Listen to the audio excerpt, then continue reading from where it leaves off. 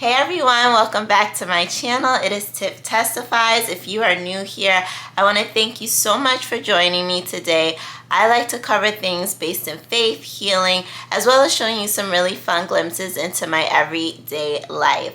So you guys, here in New York right now, it is a gross day outside. It is literally raining, it's chilly, it's windy. It's just one of those days that you just want to like grab a blanket, cuddle up, get a cup of tea, maybe watch some TV or just take a nap or read a book. I wish I could do that today, you guys, but I do have to get back to work soon. But I wanted to come on here quickly and just share this video with you guys. It's something that I feel like the Lord has been pressing on my spirit to share. I don't want to make this video too long. I figured it'd just be something really like informal and just a cozy day for us to cuddle up and talk to one another. But just to share with you guys a little bit of my testimony was Yah delivering me from an 8-year narcissistic abusive relationship, and through that deliverance, Yah also revealed to me some of the things that I myself was doing to attract these types of people into my life. So if you want to know some of the top 3 reasons why you yourself may actually continuously be attracting narcissistic people into your life, stay tuned. All right, you guys, so I got my tea here. Like I told you, it is one of those days that you just want to be snuggled up. You want a cup of tea. You want to just relax. So I figure why not come on here and chat with you guys. So again, I'm going to just make this disclaimer. I am not a mental health professional whatsoever. I am just sharing with you guys my lessons that I've learned and the things that Yah has revealed to me through my own deliverance from a narcissistic abusive relationship, which I was in for 8 years. I took some notes on my phone, so please forgive me if I look down. I just want to make sure I'm keeping myself honest and that I don't miss any points. You guys, so the way we're going to do this video is we're going to count down from number 3 to number 1. So if that sounds good, let's get into it. First, I want to take a little sip of tea. Oh man, you guys, this feels so good. It's nice and warm. I actually have an immunity support tea from, I think it's Twinings, and it's like mango, ginger. It's that time of year. I feel like I've been around so many people lately that are sick. They cough and they're sneezing. Your girl is not trying to go down. So I'm definitely doubling up on all my supplements. I'm trying to work out, eat clean, and drinking my tea. So, all right, you guys, let's get into number 3 of why you may be attracting narcissistic people into your life continuously. So, number 3 is lack of boundaries. So, there's one thing that all narcs hate, and this is a fact. They hate when you have boundaries and when you stick to those boundaries, more importantly.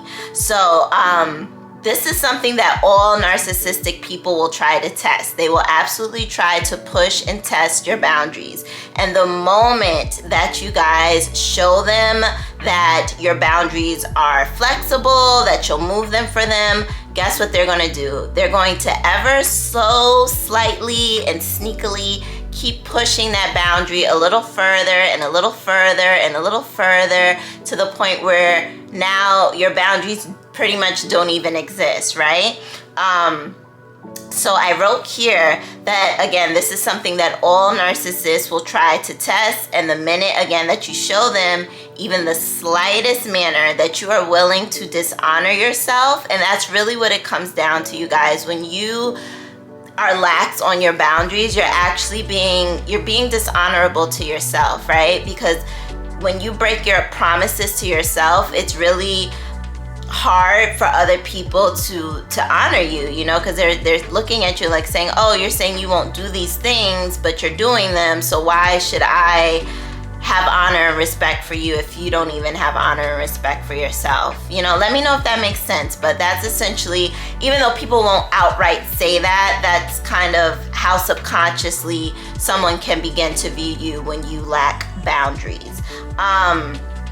So they are habitual line crossers, you guys. That's just part of the spirit that works through narcissists. They will cross lines. So if you do not have your boundaries high and firm and stand in them, that is something that they will do. So if you notice that narcissists are continuously coming into your life, you may want to reevaluate your boundaries and the lack thereof, and figure out the best ways to get boundaries in place and stick to them. Now, I know this may be easier said than done, but it is so important that you show yourself that you deserve more and that you honor yourself more and stick to your boundaries, you guys. Okay, so moving into number 2.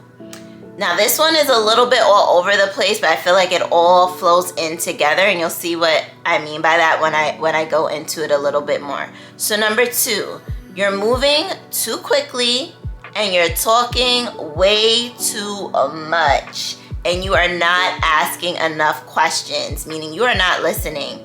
So what do I mean by that? So a lot of narcissists rely on us to tell them everything they need to know to pull you into their abuse cycle and dysfunction.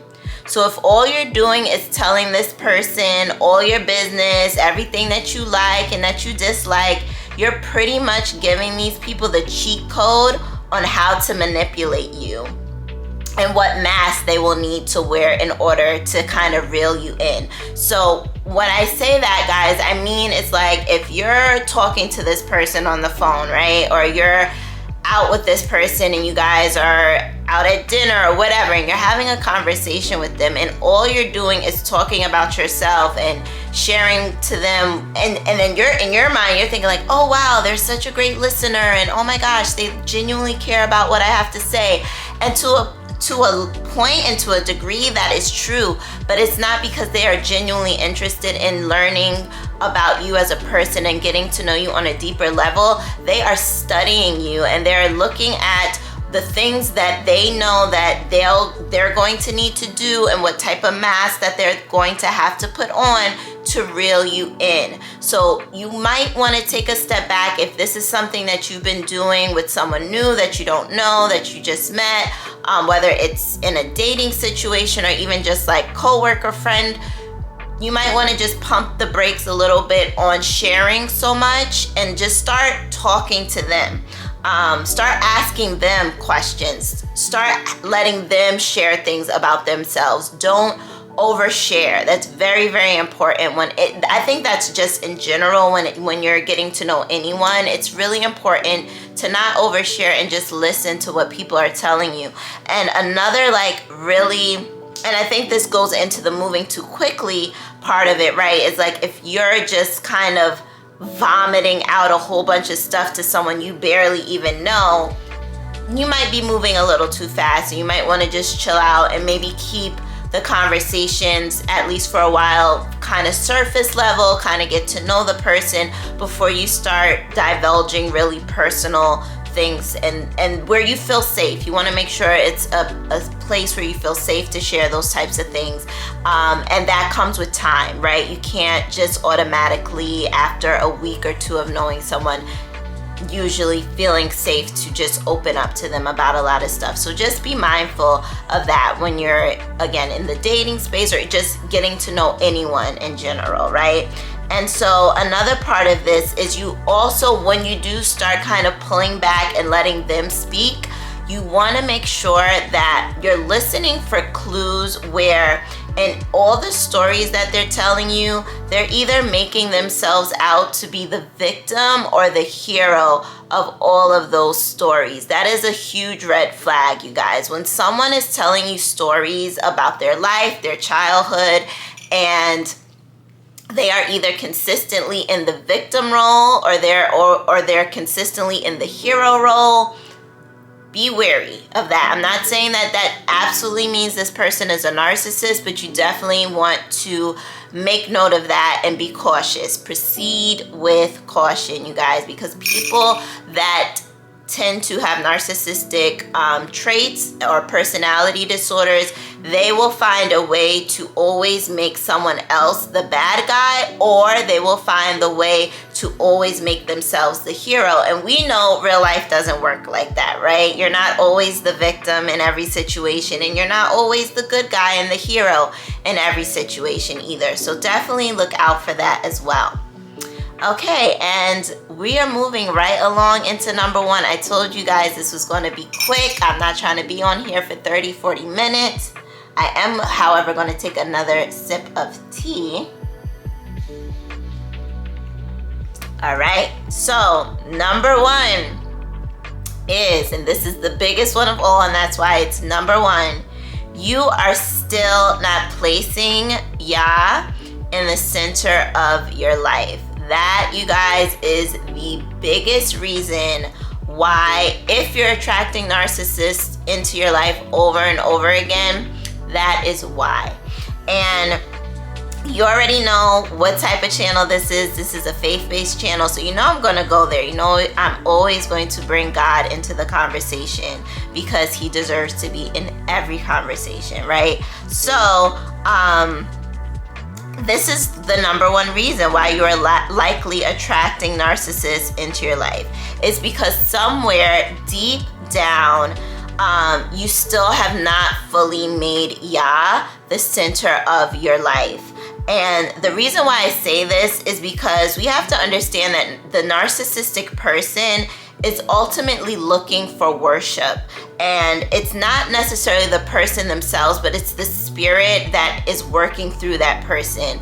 Narcissistic people have a spirit, right? We in the faith, we know and we understand that it's not flesh and blood that we battle against, but it's the principalities and dark forces, which are spirits, right? So the spirit of narcissism essentially needs worship.